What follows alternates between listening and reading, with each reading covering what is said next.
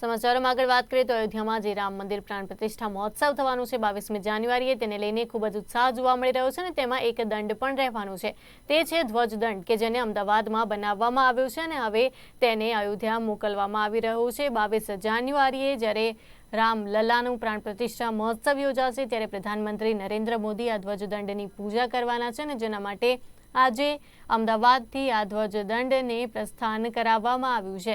CM Bhupendra Patel દ્વારા આ ધ્વજદંડનું પ્રસ્થાન કરાવવામાં આવ્યું છે અને સાથે જ હવે આ શોભાયાત્રાના દ્રશ્યો પણ સામે આવ્યા છે। ગોતાથી વૈષ્ણોદેવી સુધી આ ભવ્ય શોભાયાત્રા યોજાઈ રહી છે। ગોતા ખાતેથી ધ્વજદંડ છે અયોધ્યા માટે તે અત્યારે પ્રસ્થાન થયો છે। પાછળ આપ જે જોઈ શકો છો તે પ્રમાણે ગોતાથી અહીંયા ધ્વજદંડ જે છે તે અત્યારે અહીંયાથી નીકળ્યો છે। સીએમના હસ્તે તેને પ્રસ્થાન કરવામાં આવ્યું છે।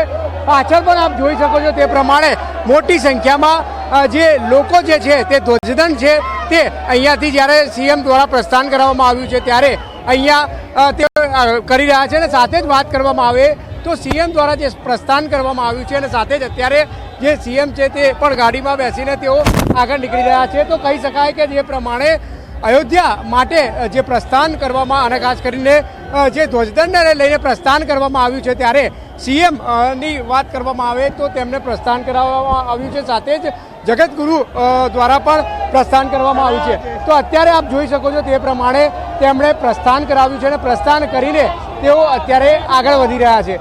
પાછળ તમામે તમામ જે લોકો જે છે તે અત્યારે અહીંયા આવ્યા છે અને જય શ્રી રામના જે નારા છે તે અત્યારે લગાવ્યા છે।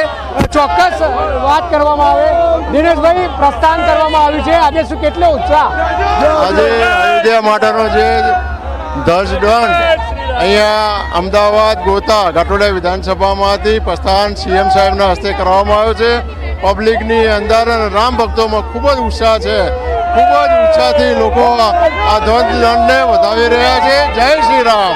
ચોક્કસ આપ પાછળ પણ જોઈ શકો છો તે પ્રમાણે જે દ્રશ્યો છે તે અત્યારે અહીંયા જોવા મળી રહ્યા છે।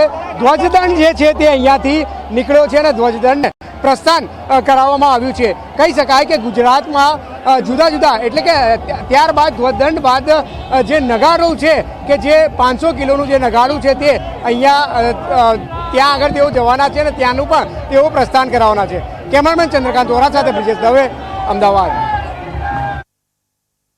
તો આ ધ્વજદંડનું પ્રસ્થાન કરાવવામાં આવ્યું છે અને મોટી સંખ્યામાં ભક્તો પણ આ શોભાયાત્રામાં હાલ જોડાઈ રહ્યા છે અને તેના જ દ્રશ્યો પણ સામે આવ્યા છે। ગોતાથી વૈષ્ણોદેવી સુધી આ ભવ્ય શોભાયાત્રા હાલ નીકળી રહી છે અને જેમાં ધ્વજદંડને હવે રવાના કરવામાં આવ્યો છે અને તેને જોવા માટે મોટી સંખ્યામાં લોકોની ભારે ભીડ પણ હાલ જોવા મળી રહી છે। દરેક જગ્યાએ જય શ્રી રામના નારા પણ સામે આવી રહ્યા છે અને હવે આ ધ્વજદંડ શોભાયાત્રા બાદ અયોધ્યા લઈ જવામાં આવશે કે જ્યાં તેને 22મી જાન્યુઆરીએ સ્થાપિત કરવામાં આવવાનો છે, એટલે કે ખૂબ જ મહત્વપૂર્ણ ક્ષણ અમદાવાદ માટે, અમદાવાદવાસીઓ માટે, કારણ કે અયોધ્યાના રામ મંદિરને લઈને અમદાવાદનું આ યોગદાન સામે આવ્યું છે।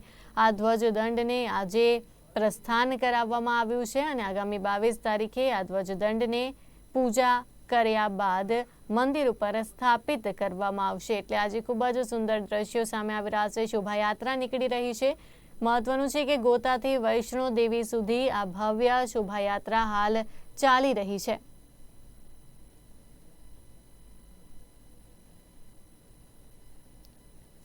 મોટી સંખ્યામાં ભક્તો પણ આ શોભાયાત્રામાં જોડાયેલા નજરે આવી રહ્યા છે અને સાથે જ જ્યારે સીએમ ભૂપેન્દ્ર પટેલ દ્વારા આ ધ્વજદંડનું પ્રસ્થાન કરાવવામાં આવ્યું છે ત્યારે આ ધ્વજદંડને લઈને લોકોમાં પણ ભારે ઉત્સાહ જોવા